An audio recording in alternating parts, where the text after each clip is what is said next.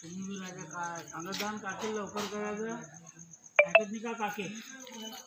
मग आठी येऊन झोपीन ना मला मी आठी का झोपायला येऊ बरोबर अधर्माचे टोळ पडले शेत जाळून पिठत गेले दिवाना सारीला घाले तोटाला कौरवा जेव्हा मोठी चढली त्यांची तेव्हा तोटा आला त्यांना हरिश्चंद्रे केली शेती पुण्याचे कणसे पिकले शेती धान्य वाटले ऋषी प्रति राशी मोजले चौपट त्यांनी म्हणजे उदाहरण दिलेलं आहे तेव्हा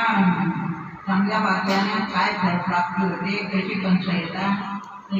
हरिचंद्र राजा म्हणजे महात्म्यानं स्वप्नात राज्य दिलं होतं तरी राजा तो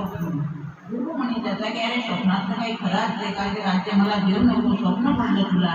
पण त्याला ते राज्य देऊन तिची दुःख भोगलं पत्नीला सुद्धा मुलाला सुद्धा विकलं पत्नीला सुद्धा विकलं एवढं मोठं म्हणजे काय हे महत्वाचं फळ आहे नामे सांगता वाढेल ग्रंथ याला गे स्वर्गदृष्टांत